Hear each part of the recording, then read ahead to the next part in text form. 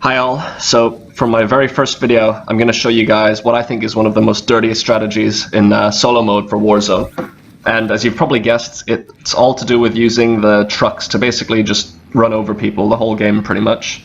Now I'll admit this is what I like to do when I don't really feel like sweating too hard and I just want some easy kills, but if I'm going to be honest, I think it's pretty ridiculous how deadly these things are in the game, because all it seems to take is one tiny bump. And it doesn't matter like how fast you're going. If you pretty much just touch your enemy, they're gonna die instantly, no matter how much armor or health they have. And what's even more bizarre, and I bet not many of you guys know this, but you can actually kill people who are hiding behind cover, because there seems to be some kind of death barrier just a couple of meters in front of every vehicle in this game, which it's really weird to me why they have that in the game, but it is what it is. So you'll see me shamelessly taking advantage of this in some of these clips. So anyway, in making this video, I'm not trying to show off how good I am or anything like that. And I doubt like this will be MLG League worthy or anything, but I just want to show how broken this is in the game. And basically, I think if you're someone who doesn't want to, let's say, follow the path of honor in Call of Duty, and you don't mind receiving the odd death threat here and there from angry people that you kill, I think you'll have a ton of fun doing this. So with all that out of the way, let's jump into the actual strategy now, which is actually pretty straightforward and simple. So to start off in any match, the first thing you'll want to do is to try and land at one of the fire stations, as these will always have a truck that will spawn there. So the fire station is a good place to land because it's pretty small and compact, so most of the time you'll be able to find some decent loot before actually securing the truck. Now if you can find an MP7 or any of the assault rifles that have 30 rounds in their magazine, you'll be pretty set early on to defend yourself, and if you're really lucky, you might be able to pick up an RPG as well as a secondary weapon. So with that kind of combo, I think that pretty much keeps you covered for most of the early game. So as for the actual vehicles, the truck is definitely by far the best choice that you can get out there, and it's pretty much just simply because it's the most durable out of all the vehicles. It takes 2 RPG shots to actually destroy it, and the driver's seat has the most protection from gunfire, so it's pretty much like, if you can, always try and get the truck. But if you can't find a truck, the tactical rover is also a decent choice and is the next best choice because of how fast it is. After that, the blue car is okay as well, but only, I'd say, as a last resort. And of course the quad bike, I think it's not even worth using because of how easy it is to shoot you out of the driver's seat. So the only time you'd want to use that is if you're running away from someone. So just bear that in mind.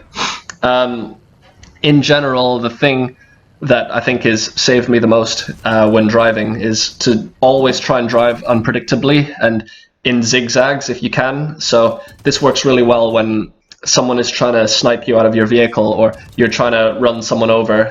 Just keep in mind that if you drive in zigzags, it's really hard to shoot you out of the car. Now I know that probably sounds really obvious, but it's something that I don't see many people doing, and when like I've got many kills just shooting people out of their vehicle when they aren't driving in zigzags, so bear that in mind. Lastly, if someone is proving quite difficult for you to run over, there's also like another pretty overpowered thing you can do, and that's to, instead of driving at them, what you can do is drive at full speed at an angle towards them. But the important thing is make sure your player camera is actually pointing towards them. So what you do is you wait for them to start shooting you in your vehicle, and then just at that moment you can get off your car, and then as soon as you get off, you'll already be pointing in that direction because you were pre-aiming your camera angle in the vehicle, if that makes sense. And like every time I do this, many times, I always end up having a free second or so to actually shoot at the person because they still think that I'm in the vehicle, and it's just really overpowered, but it completely works. And I'll admit, like, you'll probably get a lot of rage if you do this, but if you're considering using this kind of strategy anyways, I think this is something that you probably get pleasure from anyways, so it's all okay. But yeah, with all that being said, at the end of the video, I'll go over my actual class setup for this, and in the meantime, enjoy the rest of the video.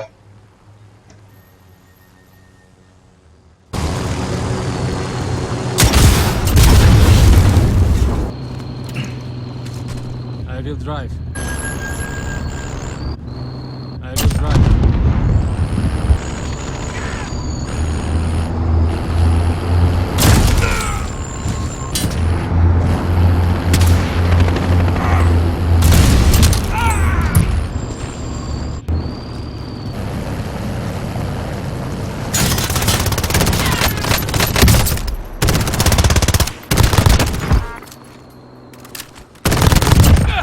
Gas is moving in. New safe zone located.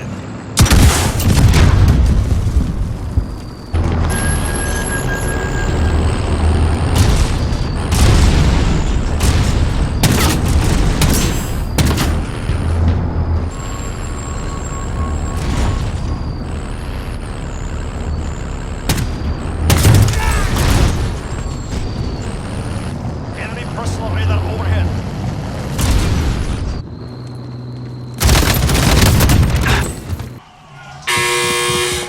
Earn your way out. You broke that. What?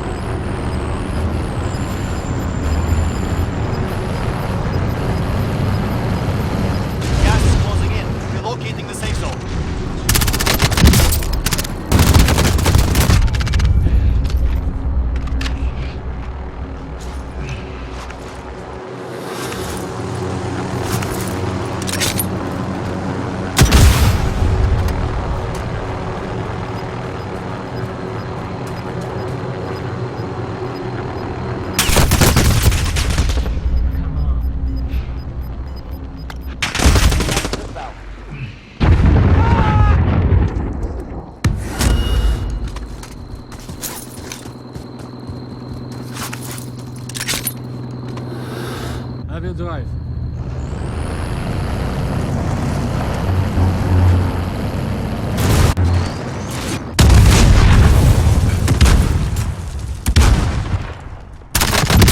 Primary objective complete. Good work out there.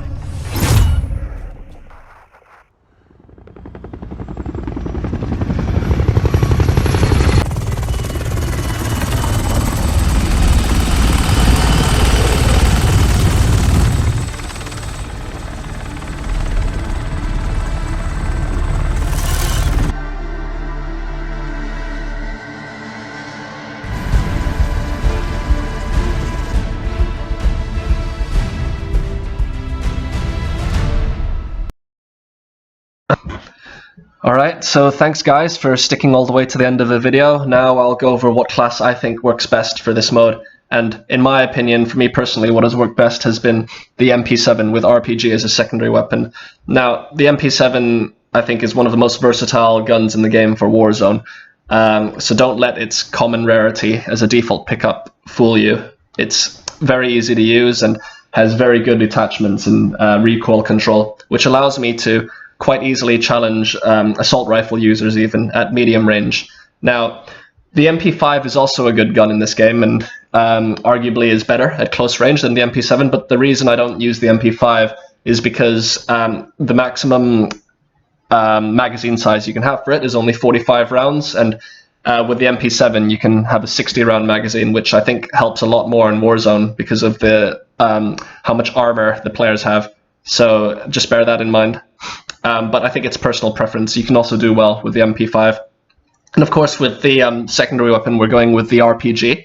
Now, the reason the RPG is so good is because it can easily blow up other vehicles, and because of the way vehicles show up on the minimap, you can quite easily make yourself a sort of like Mad Max vehicle hunter with this weapon. And if you're in a vehicle yourself, what I like to do is I'll look at the minimap and I'll see where the nearest other player vehicle is, and then I'll just pretty much follow them, and as soon as I have a good opportunity, I'll get off my vehicle, fire off an RPG, and if they're in a rover or something, it will blow them up in one hit, which I find something that I find really fun to do, and quite an easy way to get kills consistently, unless of course they have an RPG as well and they're trying to do the same thing, then it's pretty then it's more of a gamble on who's going to survive.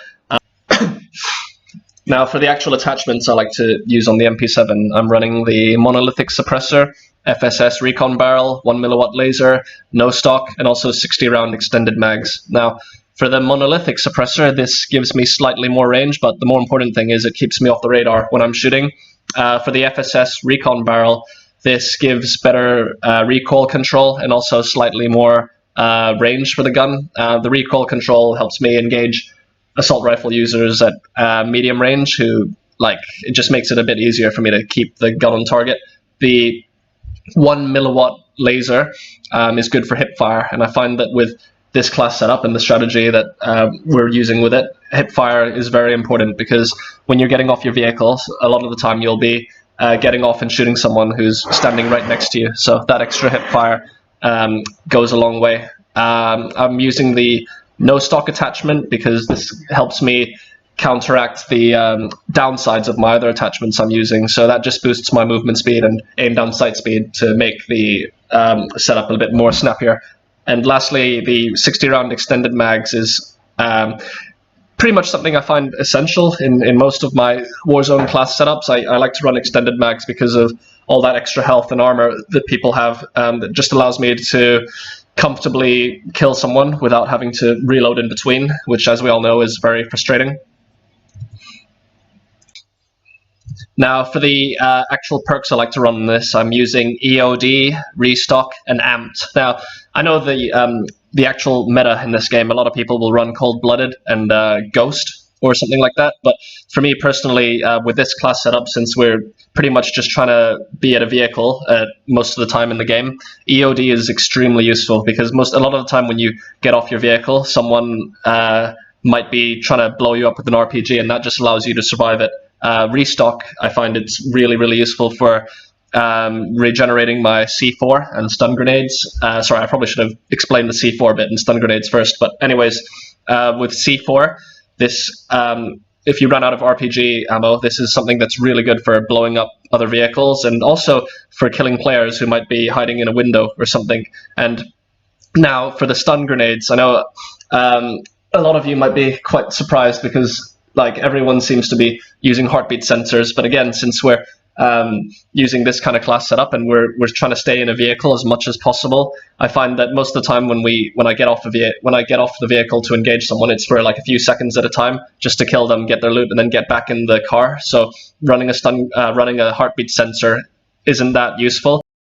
But with a stun grenade, that allows you to quickly get the upper hand on someone if you can stun them first. And a lot of the times you'll get in situations where someone is really giving you trouble. And in that case, what you can also do is try and park your vehicle, get out the other side, and then you can throw a stun grenade over your vehicle. The truck in this case is really good because it provides a lot of cover, but you can throw your stun grenade over the top of the truck and then stun the other guy, and then quickly run in while he's stunned and get the kill. Also, if someone is shooting at you from like medium-ish distance away and you've only got your SMG, you can lob your stun grenades at them, and then while they're stunned you can use that time to close the distance and then get the kill. I just think that's very useful. And of course with the perk restock, it allows you to constantly regenerate these, so you can pretty much do this every time you find someone and get off your vehicle. No need to go around looting.